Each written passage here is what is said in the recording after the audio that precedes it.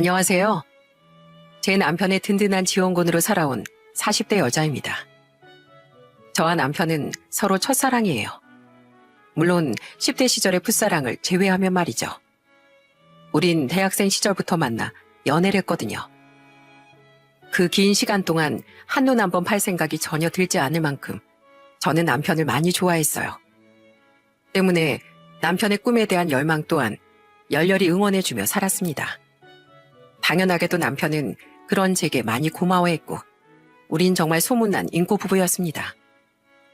하지만 아무 문제가 없을 것 같던 우리에게도 이혼 서류가 오갈 만큼 다사다난한 사연이 있었는데요. 바로 그 사연에 대해 지금부터 이야기를 해볼까 합니다.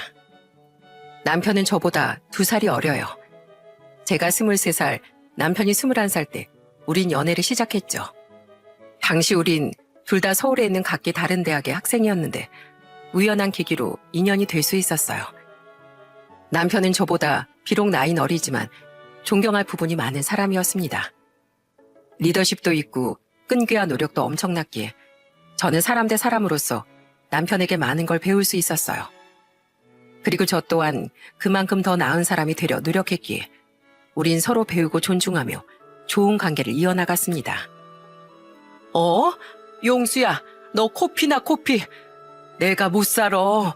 그러니까 내가 시험 기간에 잠도 좀 자고 아르바이트도 줄이랬지? 걱정시켜서 미안해.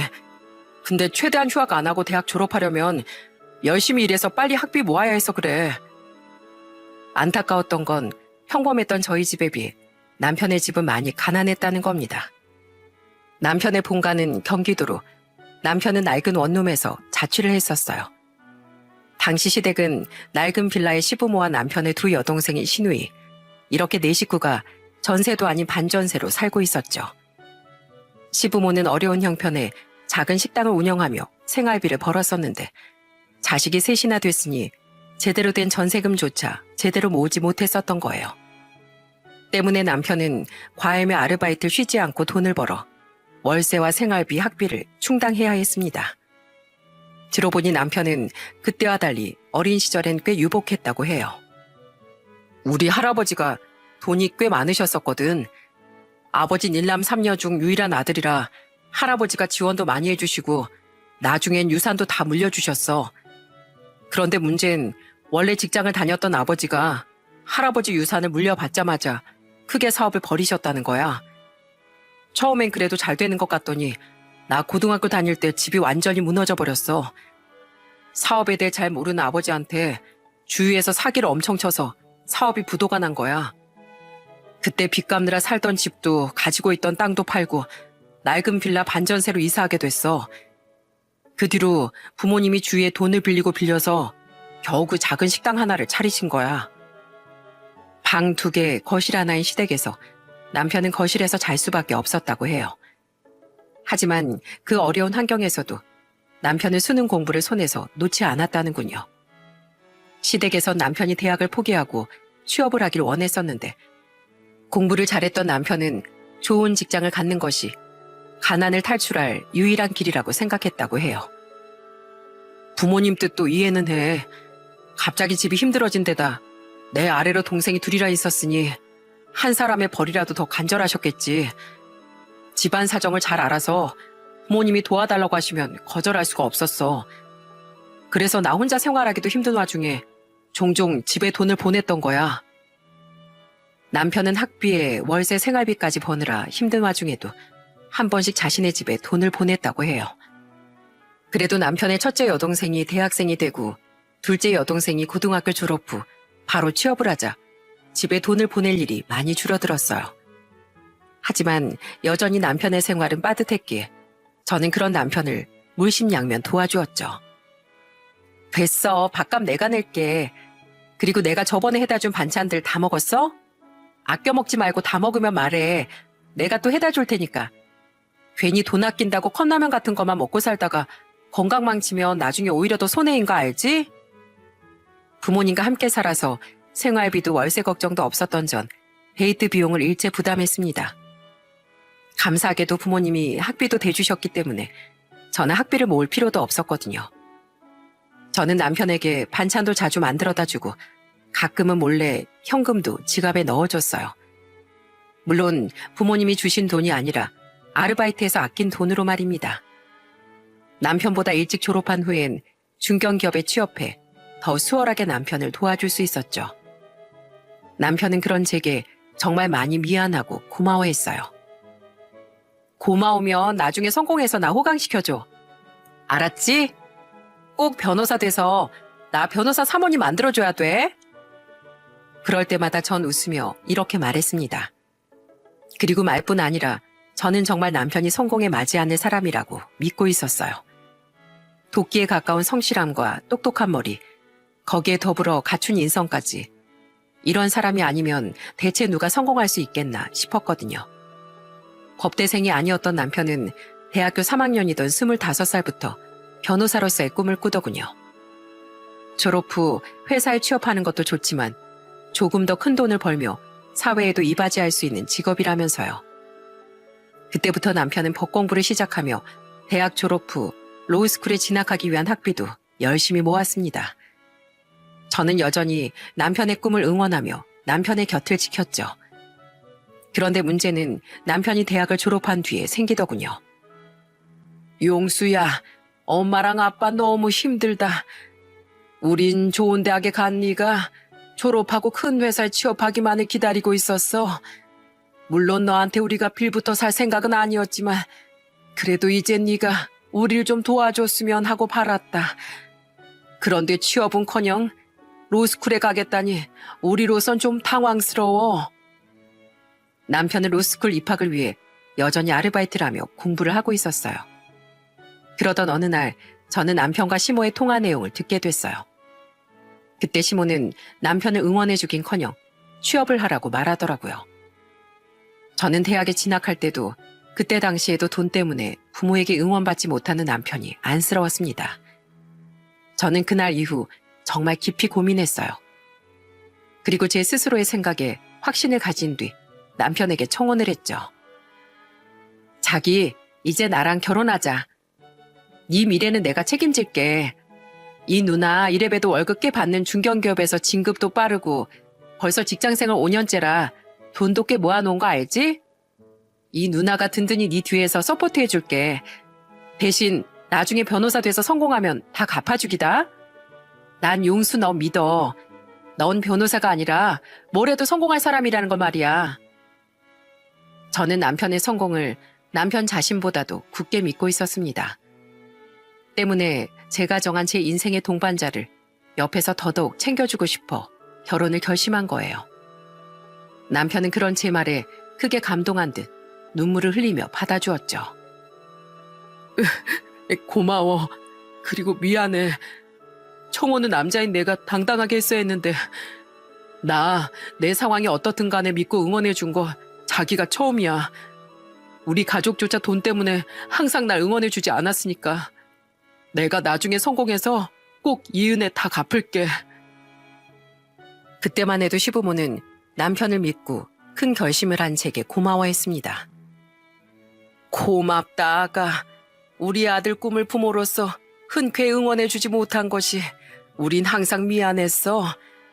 저번에 우리 용수한테 응원은커녕 취업 이야기부터 꺼내서 더더욱 말이야. 용수야, 그때 네 엄마가 생활비가 너무 빠듯했던 터라 나도 모르게 우는 소리가 나왔다. 미안하구나. 이젠 엄마도 그리고 네 아버지도 네 꿈을 응원해주마. 윤희야, 우리 용수 정말 잘 부탁한다. 내심 아들을 도와주긴커녕 로스쿨 진학도 반대했던 시부모는 남편에게 미안했던 모양이었어요. 시모는 될 수만 있다면 회사원보다 변호사가 되는 게 100번 낫지 않겠냐며 제게 고마워했죠. 그리고 감사하게도 저희 부모님은 딸인 제 결정을 믿고 지지해 주시더라고요. 이후 남편은 로스쿨 입학에 성공하며 결혼한 다음 해에 로스쿨 공부를 시작했습니다. 각오는 했지만 한두 푼 아닌 로스쿨 학비 때문에 우린 꽤 고생을 했는데 그것보다 더 큰 문제는 바로 시댁이더군요. 아가, 미안한데 우리 50만 원만 좀 빌려줄 수 있겠니? 저번 달 가게 장사가 너무 안 돼서 식재료 대금을 많이 밀렸어. 시부모는, 특히 시모는 제게 몇 번이나 전화해 돈을 빌려달라고 말하더군요.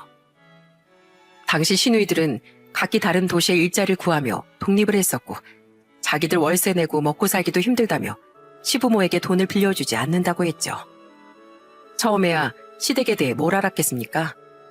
오죽 힘들었으면 그런 부탁을 했을까 싶어 처음에 몇 번 돈을 빌려드렸었어요. 시누이들이 곱게 보이진 않았지만 그렇다고 별로 친하지도 않은데 잔소리를 하기도 애매했으니까요. 남편은 제게 미안해하며 분명 공부에만 집중하라고 말했건만 기어코 대리운전과 쉬는 날에 일용직 일까지 나가더군요. 그런데 옆에서 조금씩 지켜보니 시댁 식구들이 왜 계속 돈이 없는지 알겠더라고요. 다음 주에 여행을 가신다고요? 식당까지 닫고요? 어머님, 아버님, 지난 겨울에도 놀러 다녀오시지 않았어요? 그래, 아무리 사는 게 팍팍해도 사람이 누릴 건 누리고 살아야 다시 돈 벌고 살아갈 힘을 내지 않겠니? 매번 돈 없다 하면서 시부모는 가게 문을 닫고 놀러 다니기 바쁘더군요. 때 되면 여행에 외식에 주기적으로 피부과를 다니기까지 남들 하는 건 다 누리고 살기 바쁘더라고요. 시누이들이 바로 그런 자기 부모들을 닮았던 거죠. 문제는 남편 또한 자기 부모님이 그렇게 살았던 걸 몰랐던 겁니다. 집이 망하고 채 2년도 되기 전에 서울로 독립해 가끔씩만 집에 내려갔었으니까요. 시부모 또한 남편에게 구태여 자신들의 소비 생활을 말하지 않았던 거예요.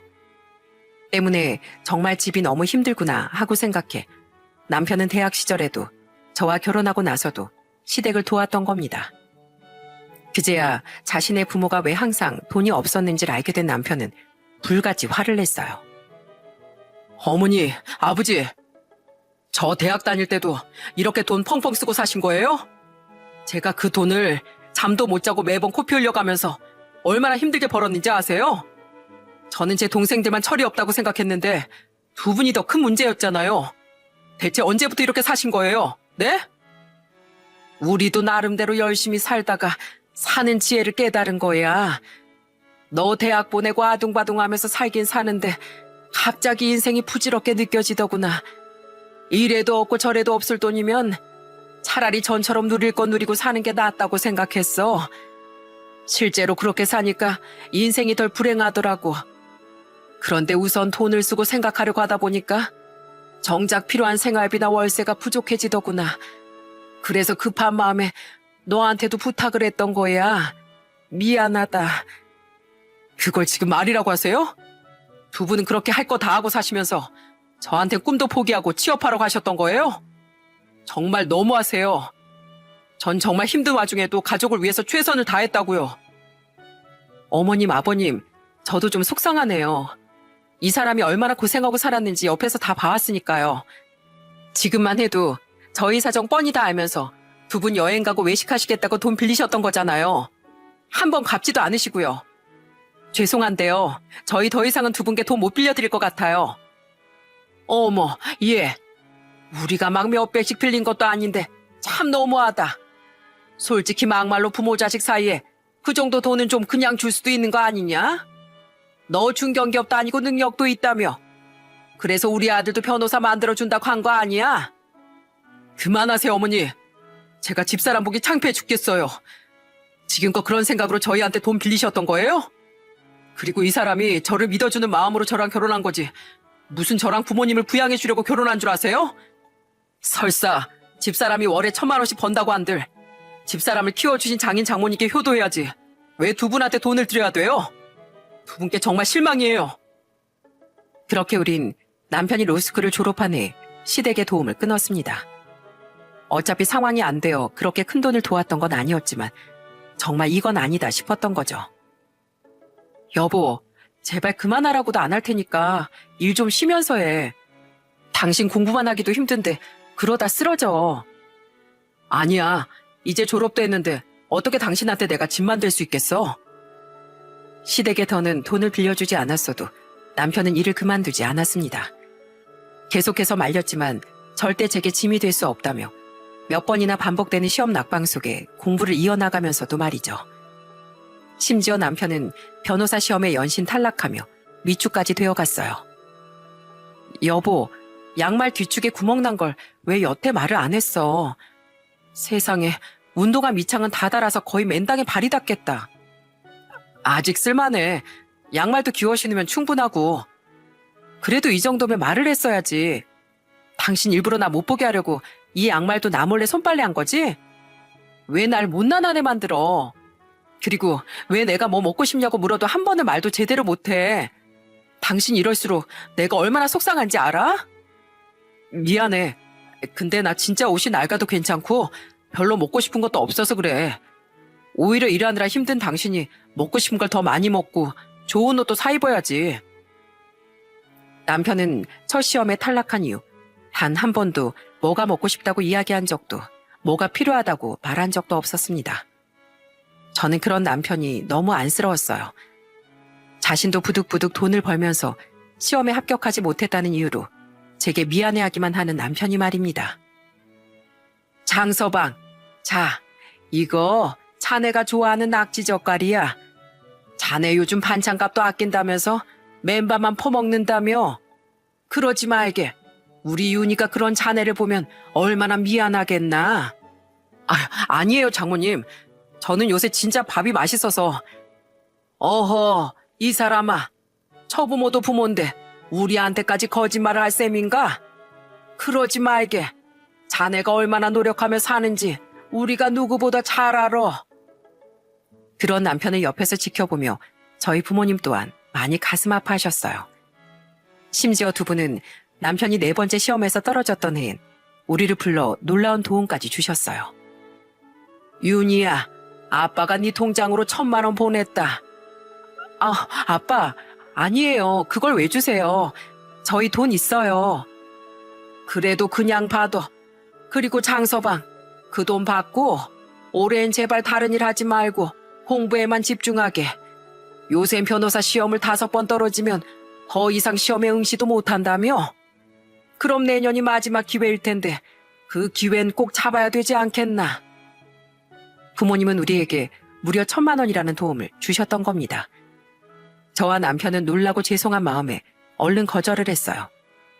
하지만 아빠는 제가 아닌 남편의 손을 꼭 잡아주며 이렇게 말씀하셨죠.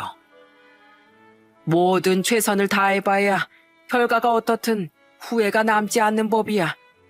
자네 말하지 않았지만 우리도 윤희도 잘 알고 있네. 누구보다 변호사가 되고 싶어 했던 자네가 자네 부모 일로 미안한 마음에 더더욱 윤희에게 침이 되지 않으려고 이렇게 일을 쉬지 않았다는 걸 말이야. 때문에 공부에 무리가 가는 걸 알면서도 일을 차마 쉬지 못한 거 아닌가. 내 생각에 자네가 일을 하지 않았다면 아마 진즉 시험에 붙었을 거라고 믿네. 그러니까 장서방, 그 돈 받고 오랜 공부에만 집중해. 그래도 괜찮아. 그리고 만약에 결과가 좋지 못한다고 한들 최선을 다했으니 우리나 우리 딸한테 미안해할 필요도 좌절할 필요도 전혀 없네. 어떤 일의 끝은 또 다른 일의 시작이라고 하지 않나. 부모님은 제가 말하지 않았어도 아셨던 겁니다. 시댁 때문에 남편의 마음에 더 크게 지워진 저에 대한 미안함과 죄책감을 말이죠. 남편이 시부모에게 지원을 끊고 나서도 제게 항상 미안해했었거든요. 저와 남편은 감사한 마음에 눈물까지 흘렸습니다. 반면 남편의 부모인 시부모는 4번째 시험에 떨어진 남편에게 이런 말을 하더라고요. 또 떨어졌다고? 에휴, 5번의 기회 중에 4번을 놓쳤는데 마지막이라고 뭐 붙겠니? 그냥 1년 더 허송세월 보내지 말고 취업이나 해. 예, 아가. 넌 괜히 우리 말대로 애 취업이나 시킬 것이지. 변호사 될 수 있다고 허파에 바라만 불어넣어가지고 이게 뭐니? 대학 졸업하고 바로 취직했으면 벌써 우리가 이놈의 반전세집 탈출하고도 남았겠다. 정말 너무하세요, 어머니. 저희 장인 장모님은 이런 저를 끝까지 믿고 응원해 주셨어요. 항상 뭐든 저한테 못 챙겨줘서 미안해하시기까지 했다고요. 그런데 어머니 아버진 응원을 해주긴커녕 어떻게 그런 말을 하세요? 제가 돈으로밖에 안 보이시는 거예요? 제일 좋은 대학 졸업시켜 놓은 네가 변호사는커녕 제대로 된 직장도 없으니까 우리가 속이 타서 그런다, 속이. 네 동생들이야 월급도 고만고만하고 워낙 지들밖에 모르는 애들이었으니까 그나마 우리 실망이 덜해. 근데 넌 다르잖아. 그렇게 성공한다 어쩐다 자신하더니만 이게 뭐야? 세아가 쟨 중견기업 다니는 며느리 생겼다고 좋아했더니 이빠른 말만 하면서 돈도 안 빌려주고 너 변호사도 못 만들고 너만 믿고 있었는데 우리 인생이 너무 불쌍하다. 불쌍해. 자식을 셋이나 키워놨으면 뭐해? 우리 인생에 보탬이 하나도 안 되는데. 어떻게 부모가 힘들게 노력하는 자식에게 이런 말을 할 수 있답니까? 어려웠던 대학 시절부터 조금씩이나마 자신들을 꾸준히 도와줬던 아들에게 말이죠. 시부모는 남편을 완전히 미래의 돈줄로 여겼던 거예요. 거기서 멈추지 않고 시모는 제게 이런 말까지 해댔어요. 가만 보면 세아가 넌 참 계산적이야. 다른 집 며느리들은 시부모 안마의자도 사주고 용돈도 그렇게 챙겨준다는데 넌 우리가 도와달라는 돈도 매번 무자르듯 거절하잖아. 우리 아들 변호사도 못 만들어. 며느리 노릇도 제대로 못해. 넌 대체 시집 와서 한 게 뭐가 있니? 어? 시부 또한 옆에서 동의하듯 저를 째려보며 고개를 끄덕이더군요. 남편 뒷바라지 하느라 힘든 상황에 시부모에게 용돈도 선물도 퍼다 줘야 며느리 노릇하는 거랍니까? 가뜩이나 평소에도 저를 점점 못마땅하게 대하며 돈돈거리던 시부모에게 저는 오만정이 다 떨어진 상태였어요. 그런데 그런 말까지 들으니 더는 못 참겠더라고요. 제가 남편하고 결혼했지 두부 물주 노릇하려고 종으로 들어온 줄 아세요? 지금껏 어머님 아들이 왜 저에게 필요 이상으로 미안해하면서 꾸역꾸역 일을 나갔는지 아세요? 어머님하고 아버님 때문이에요. 남편 뒷바라지 하는 와중에 두 사람한테 못 돌려받을 돈까지 빌려준 저한테 미안해서요. 어떻게 보면 남편이 시험에 계속 못 붙은 건 바로 두 분 때문이라고요. 게다가 저희 남편에게 힘이 되긴커녕 집만 대고 힘만 빼놓는 두 분. 전 더 이상 안 보고 살고 싶네요. 제가 무슨 좋은 말을 듣자고 여길 계속 오겠어요. 저는 더 이상 여기 안 옵니다. 안녕히 계세요. 감히 며느리 주제 어딜 안 오고 뭐가 어째? 용수 넌 참 장한 며느리 우리 집안에 데려다 놨다. 아주 장해. 네, 저희 집사람이랑 결혼한 건 제 인생에서 제일 잘한 일이었어요. 가족 중 아무도 절 응원 안 해주는데 유일하게 절 믿고 끝까지 응원해준 사람이 바로 집사람이니까요. 저도 염치 없어서 더는 집사람한테 여기 오자고 말 못하니까 앞으로 며느리 얼굴 볼 생각 추워도 하지 마세요. 저는 결국 참지 못하고 시부모에게 소리를 빽 지른 뒤 시댁을 나왔습니다. 그러자 남편은 뒤이어 시부모에게 큰 소리로 소리치곤 제 뒤를 따라 나왔죠. 그날 남편은 자신이 잘못한 일도 아니면서 제게 미안해 눈물까지 흘리더라고요. 미안해 여보. 옆에서 듣던 나도 화가 나서 미칠 것 같았는데 당신은 얼마나 상처받았겠어. 앞으로 당신 우리 집에 가지 마. 나도 당분간 부모님 얼굴 절대 안 볼 거야. 남편만 보면 세상 이렇게 착하고 좋은 사람이 없는데 어떻게 그런 부모 아래서 이런 자식이 낳았는지 참 알다가도 모를 일이었습니다. 그 뒤 저는 정말로 명절이든 시댁 행사든 일절 참석하지 않았어요. 그래도 자식이라고 남편만 명절에 잠시 시댁에 다녀왔는데 남편 또한 딱 밥 한 끼만 먹고 금세 집으로 돌아와 버렸죠. 유진이 결혼한대. 자수성가한 사업하는 사람이라던데 유진이는 신나서 벌써 일도 그만뒀다더라. 나중에 당신의 결혼식 참석할 필요 없어. 나도 얼굴만 살짝 비추고 올 거니까. 남편은 명절에 시댁에 다녀와 제게 큰 시누이의 결혼 소식을 알렸습니다. 시부모도 시부모지만 자기 부모를 챙기기는커녕 저를 봐도 고개만 까딱거리던 시누이의 소식이 뭐가 반가웠겠어요. 남편도 저와 대화를 나누던 중 지나가듯 얘기를 했을 뿐 더는 제게 말을 꺼내지 않았죠. 우린 생각만 해도 스트레스인 시댁 이야기를 평소엔 거의 나누지 않았습니다. 왜냐하면 그 시기는 우리에게 가장 힘들고 중요한 시기였으니 괜히 더한 스트레스를 받고 싶지 않았거든요. 여보, 나 붙었어. 붙었다고. 나 드디어 변호사야. 정말이야? 어디 봐, 어디. 진짜잖아. 거봐, 내가 뭘 했어. 당신 꼭 해낼 수 있다고 했지. 정말 축하해, 여보. 그리고 남편은 드디어 이듬해 마지막인 5번째 변호사 시험에 당당히 합격했습니다. 시험 결과가 나온 날 저와 남편은 얼싸안고 눈물을 흘렸죠. 우린 그날 아예 친정을 찾아가 부모님께도 이 기쁜 소식을 전했어요. 그러자 갑자기 두 분 모두 바닥에 털썩 주저앉지 않으시겠어요? 장서방, 나도 영감도 얼마나 속끓이면서 지금껏 기다렸는지 모르네. 설사 이번에도 떨어지면 우리가 위로를 해준다고 한들 자네가 얼마나 상심했겠어. 그동안 고생 많았네. 정말 고생 많았어. 어디 우리 장한 사위 한번 안아보세. 윤희야, 우리 딸도 이 아빠가 한번 안아주마. 장한 우리 딸, 남편 한번 안 보채고 여태 장하게 잘 기다렸어. 두 분은 우리에게 티는 안 냈지만 엄청나게 긴장을 하셨던 겁니다. 그리고 결국 남편을 안고 눈물을 터뜨리셨는데 남편 또한 두 분을 끌어안고 참 많이 울더라고요. 그동안 믿어주셔서 감사하다며 말이죠. 뭐 먹고 싶나 우리 사위? 그동안 먹고 싶은 거 한번 제대로 말도 못하던 우리 사위. 오늘은 내가 먹고 싶은 거 마음껏 먹여줄게. 그럼 전 삼겹살이 너무 먹고 싶습니다, 장인어른. 저 오늘은 먹고 싶은 거 먹을 자격 있는 거죠? 그리고 장인어른 장모님, 앞으로는 제가 두 분 가지고 싶으신 거, 드시고 싶은 거 뭐든 사드리면서 살겠습니다. 그리고 여보, 고마워. 당신이 아니었다면 난 분명 이런 결과를 얻지 못했을 거야. 나 앞으로 평생 당신 눈에 눈물 내는 일 없게 할 거야. 고마워. 그리고 사랑해. 남편은 얼마나 기뻤던 건지 부모님이 보는 앞에서 저런 나쁘끄러운 소리까지 하더라고요. 그날 남편은 몇 년 만에 처음으로 먹고 싶은 음식을 마음 편히 말하더군요. 아빤 이런 날에 소고기도 아닌 겨우 삼겹살이냐고 핀잔을 주셨고요. 그리고 그날 우린 오빠 부부까지 불러서 배 터지도록 삼겹살을 구워 먹었답니다. 그날 하루 울보가 된 남편은 오빠 새언니가 사온 꽃다발을 받고 또다시 어린애처럼 울음을 터뜨리기도 했죠. 아이고, 축하한다 우리 아들. 이 엄마 널 믿었어. 그냥 여태 모지게 말했던 건 우리가 기대했던 걸 알면 네가 부담스러울까 봐 그랬던 거야.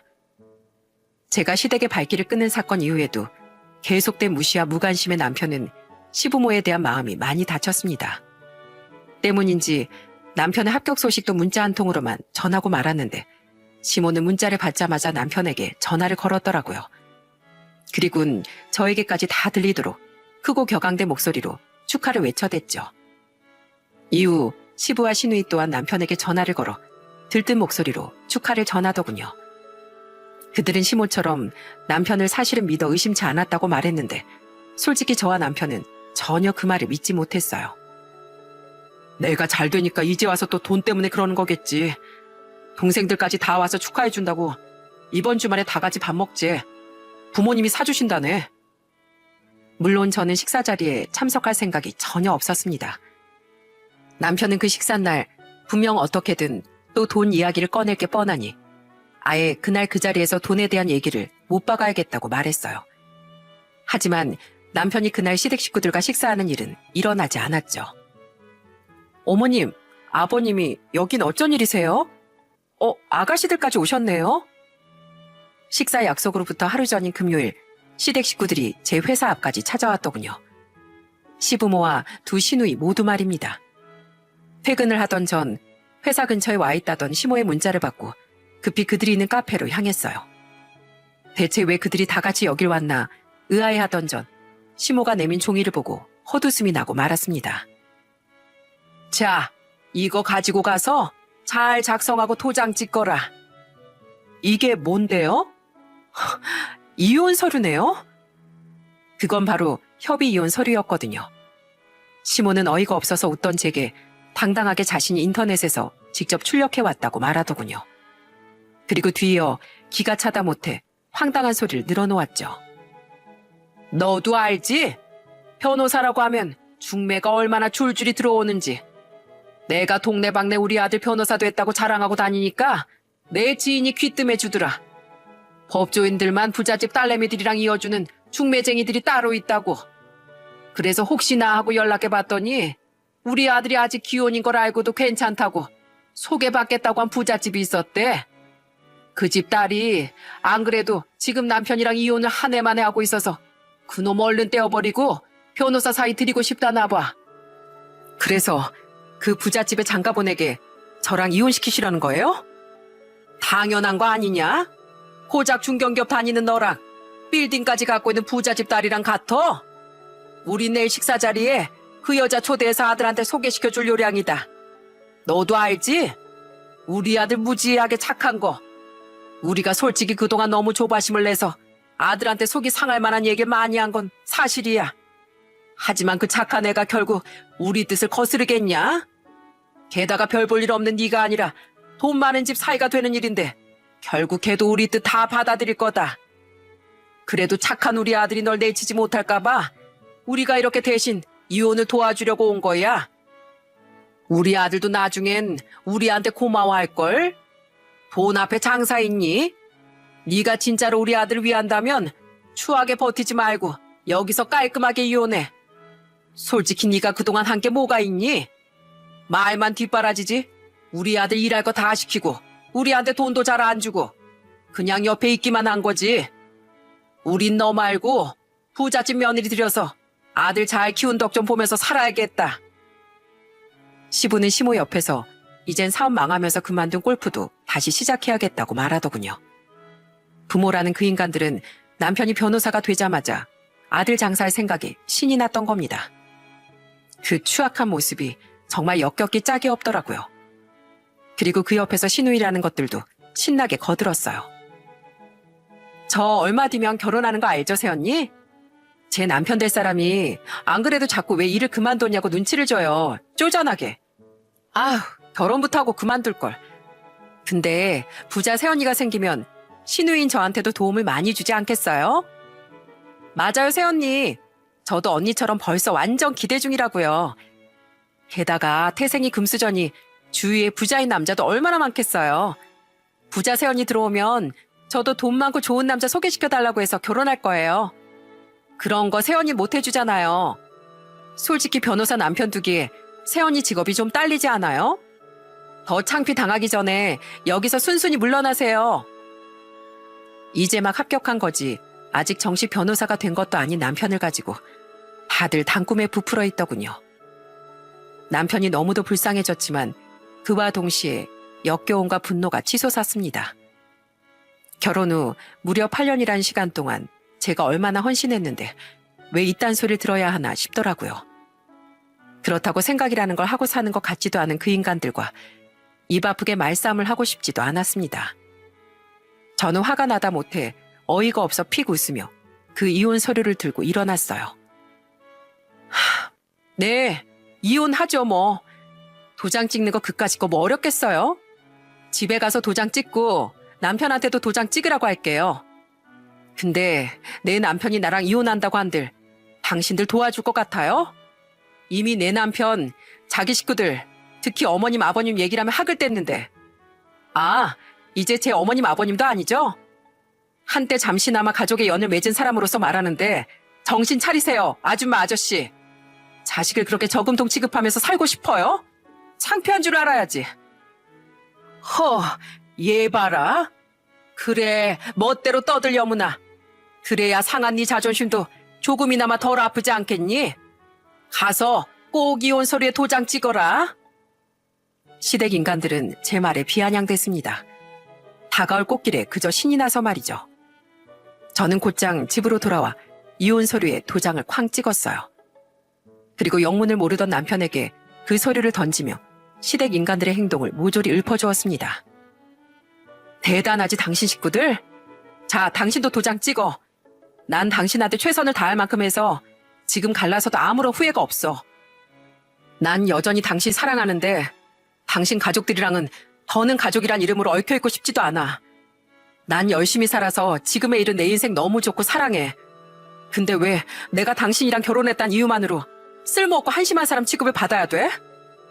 근데 당신한테 천륜을 끊으라고 못하니까 내가 꺼져줄게. 당신도 도장 찍어.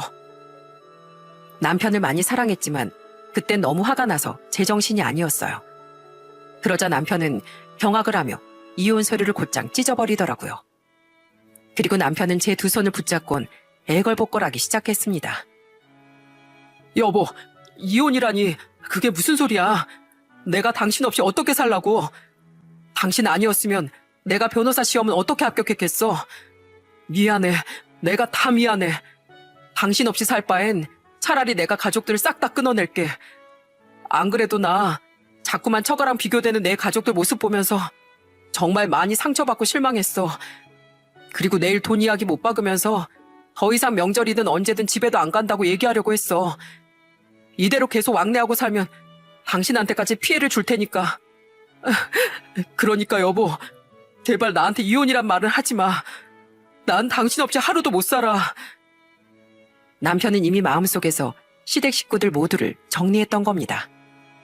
한참을 엉엉 울던 남편은 곧장 휴대폰을 들어 시모에게 전화를 걸더라고요.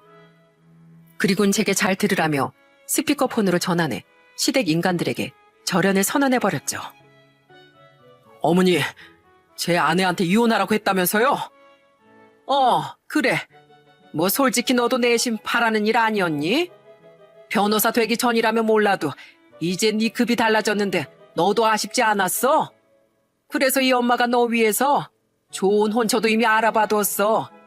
아가한테 다 들었지? 걔가 너랑 이혼한다고 했으니까 걔 마음 편하기 전에 너도 얼른 도장 찍어라. 나쁜 사람 되기 힘들겠지만 양심 그게 밥 먹여주냐? 잠깐만 나쁜 사람 되면 네 인생은 한순간에 바뀌는 거야.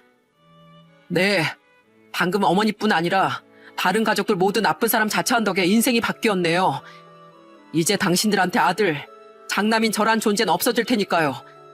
제가 변호사가 된 건 200%다 저희 집사람과 장인 장모님 덕분이에요. 그런데 해준 일이라곤 저한테 돈 빌리고 시험 그만두라고 악담 퍼부은 일밖에 없는 어머니 아버지랑 제 안부 한번 물은 적 없는 주제에 이제 와서 콩고물 떨어지기만 바라는 동생들한테 제가 왜 덕을 보게 해줘야 돼요? 8년이란 시간 동안 절 지지해주고 응원해준 건 당신들이 아닌데요. 대체 나한테 해준 게 뭐 있다고 감히 세상에서 제일 소중한 내 아내 가슴에 상처를 줍니까? 예, 엄만 그저 널 위해서. 절 위해서요? 거짓말하지 마세요. 난 애초부터 내일 어머니 아버지한테 더는 안 찾아뵙고 살 거라고 말할 작정이었어요. 그래도 어린 시절 기억을 생각해서 그동안 찾아뵀는데 제 아내한테 더는 피해주고 싶지 않아서요. 무슨 말인지 아시겠어요? 저는 더 이상 저를 이용만 하는 어머니 아버지 아들로 안 살 거라고요. 이제 두 번 다신 저 볼 생각 마세요. 남편은 완전한 절연을 선언한 후 전화를 끊어버렸습니다. 그리고는 절 향해 다시 사과를 하며 말했죠. 여보, 내가 진즉 이렇게 했었어야 했는데 정말 미안해. 보다시피 이제 우리 가족 때문에 당신이 상처받는 일 더는 없을 거야. 그러니까 제발 나 버리지 마. 내가 앞으로 더 잘할게. 방금 봤지? 이제 나한텐 정말 당신뿐이야. 알았어. 미안해. 울지 마. 나도 그냥 아까 너무 화가 나서 그랬어. 저와 남편은 찢어진 이혼 서류 옆에서 끌어안고 한참을 울었습니다. 남편은 제게 미안해서 저는 남편이 불쌍해서 말이죠. 그리고 잠시 뒤 저희 집 초인종이 마구 울리더군요. 용수야, 이 문 좀 열어봐라. 예, 아가. 우리가 아깐 좀 심했지? 우리 너한테 심한 말 한 거 사과하러 왔어. 새언니, 문 좀 열어주세요. 네? 제가 오빠 이혼시키게 됐다고 예비 남편한테 전화해서 자랑하니까 그 사람이 저한테 그냥 파혼하재요. 안 그래도 벌써 제가 일도 그만두고 조금씩 돈 요구하는 저희 집이 꺼림직했는데 오늘 얘기를 듣고 저희 집안은 상종 못할 집안이라는 걸 알았다면서요. 이 와중에 진짜 새언니가 이혼하면 저 그 사람 마음 절대 못 돌려요.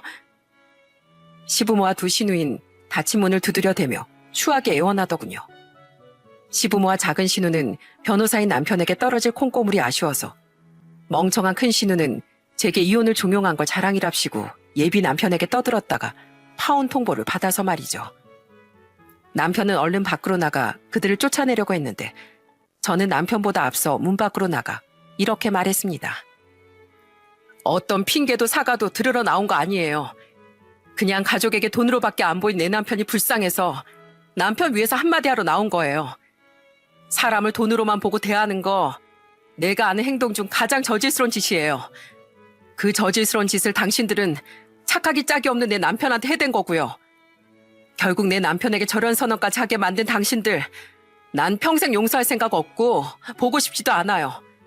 그리고 내 남편에게 큰 마음의 상처를 준 당신들이 내 남편 눈앞에도 앞으로 나타나지 않았으면 좋겠어요. 경찰에 신고하기 전에 이만 돌아가세요. 저는 그렇게 말하곤 문을 다시 쾅 닫아버렸습니다. 남편은 그런 저와 문을 번갈아 보다가 다시 눈물을 뚝뚝 흘리더라고요. 내 손으로 가족들 쫓아내게까지 하고 싶지 않았던 거지? 고마워, 여보. 그리고 정말 미안해. 그런 남편을 안고 달래주는 것밖에 그 자리에서 제가 해줄 수 있는 위로가 없었습니다. 그날 남편은 끝내 밖에서 소란을 피우던 시댁 식구들을 경찰을 불러 쫓아냈어요. 남편에게 그런 모진 짓을 시키고 싶지 않아 제가 신고를 하려고 했는데 남편이 자신이 꼭 이 일을 마무리 짓고 싶다고 했거든요. 제 마음에 큰 상처를 준 시댁 식구들을 그렇게 자기 손으로 끝맺고 싶었다고요. 그 뒤 남편은 시댁 식구들 번호 전부를 차단까지 해버렸어요. 우리 당분간만 처가에 가서 지낼까? 분명 한동안 다들 여길도 찾아올 것 같은데 괜히 당신 심란하게 만들고 싶지 않아. 우린 남편의 뜻에 따라 저희 집에서 20분 거리에 있던 친정에 들어가 한동안 지내게 됐습니다. 남편에게서 모든 사정을 직접 들은 저희 부모님은 원망의 말도 없이 따뜻하게 남편을 안아주시더라고요. 가족을 끊어낸다는 게 쉬운 일이 아닌데 자네 마음이 참 아팠겠구만. 부모님은 섣부른 위로의 말도 없이 그저 공감을 해주셨어요. 그 몇 달 사이 우린 기존의 전셋집을 빼고 제 회사 근처에 다른 전셋집을 얻어 빠르게 이사했어요. 더 이상 시댁 식구들이 찾아오지 못하도록 말이죠. 또한 남편은 변호사 시험에 합격한 후 6개월간의 연수 기간을 거친 뒤 한 로펌에 취업해 드디어 정식 변호사가 됐답니다. 자, 봐봐. 여기 내 이름. 고마워, 여보. 이 작은 명함 하나 만들기까지 정말 오랜 시간이 걸렸다. 그러게. 나 변호사 사모님 만들어주겠다더니 정말 해냈네, 여보. 대단해. 나 혼자가 아니라 우리 같이 해낸 거지. 우리 앞으로 정말 행복한 길만 걷자. 내가 꼭 그렇게 만들어줄게. 그때 받은 남편의 명함은 벌써 해가 3번이나 바뀐 지금까지 제 지갑 속에 소중하게 담겨 있답니다. 그리고 그 시간 동안 우린 철저하게 연락을 끊었던 시댁 식구들의 소식을 딱 한 번 들었었어요. 이사한 집을 어떻게 알아냈는지 1년 전 시모가 찾아왔었거든요. 친정 부모님과 외식을 하고 돌아오던 저와 남편은 초조하게 우릴 기다리던 시모를 보고 기겁을 했습니다. 역시 이 집이 맞았구나. 사람 써서 알아낸 보람이 있어. 아들아, 며느라가 잘 지냈니? 여기까진 왜 오셨어요?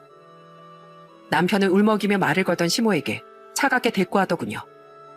시모는 여전히 불쌍한 표정으로 우리에게 지난 사정을 털어놓기 시작했죠. 왜 오긴? 내가 아들 집에도 못 찾아와? 용수야, 이제 그만 마음 풀고 다시 우리 좀 받아주려무나. 너랑 영 끊고 우리 사정이 정말 말도 아니게 어려워졌어. 나랑 네 아빠 식당은 결국 얼마 전에 문을 닫았다.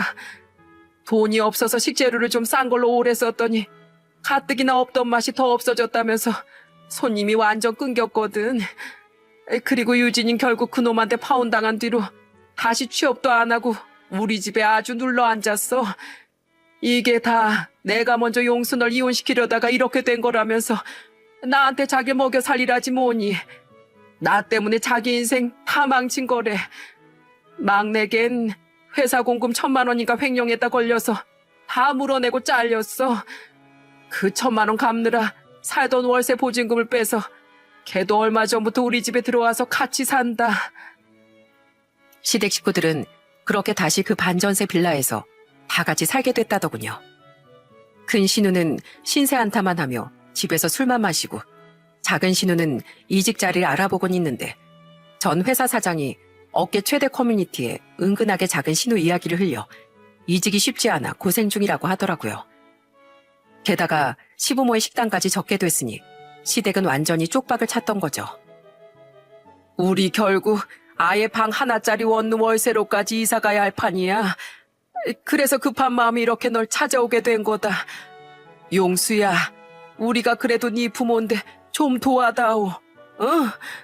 더도 말고 덜도 말고 딱 전셋집 한 채만 해줘. 지금 나만 우리 집에서 설거지 일이나마 다니고 있는데 그 돈으로 네 식구 부양하면서 한전세 월세 내기가 너무 힘들다. 그래도 변호사 아들이 있는데 우리가 너무 없이 사는 게 모양새가 너무 그렇지 않니? 죄송하지만 전 전셋집이고 뭐고 도와드릴 생각 없어요. 솔직히 그동안 어렵다 하면서도 할 건 다 하고 사셨죠? 아무 말 못하시는 거 보니까 맞네요. 죄송한데 저는 가족들 저금통처럼 살 생각 전혀 없어요. 절 이 자리에 올려준 집사람하고 처가 부모님께면 몰라도요. 정 돈이 급하시면 차라리 동생들을 쫓아내세요. 아니면 아르바이트라도 하라고 화를 내시던가요. 전 더 이상 가족들의 호구가 아닙니다. 이만 돌아가세요. 그리고 또 오셔도 마찬가지니까 더는 찾아오지 마세요. 남편은 제 어깨를 감싸고 그 자리를 벗어나더군요. 남편의 냉랭한 말에 시모는 제자리에서 눈물만 뚝뚝 흘렸죠. 그날 남편은 제게 만약 시모가 진심으로 미안하다는 말을 꺼냈으면 용서는 못할지언정 조금의 도움은 줬을지도 모른다고 말하더군요. 하지만 어머니 끝내 돈 얘기뿐이었잖아. 가족들은 전혀 달라지지 않았을 거야. 그럼 그 사람들에게 나도 마음을 열고 싶지 않아. 다행히 이후 시모가 더 이상 우릴 찾아오는 일은 없었습니다.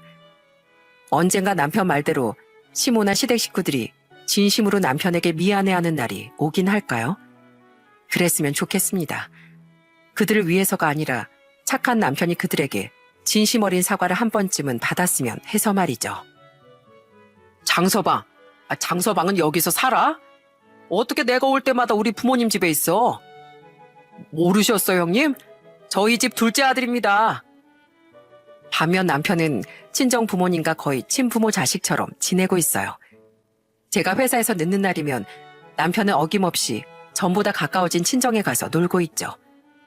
지금 우린 두 분이 도와주셨던 돈은 다 갚았는데 남편은 그 외에도 부모님께 다달이 용돈을 드리고 싶어 했습니다. 하지만 부모님이 돈을 받지 않으시자 남편은 틈틈이 돈을 모아 두 분께 선물을 사드리고 여행도 보내드리고 하더라고요. 가끔 친정에 놀러 오던 오빠가 저런 말을 할 만큼 남편은 거의 친정 껌딱지가 된 상태죠. 우리 쫀쫀이 오늘도 잘 있었어? 아빠 보고 싶었지?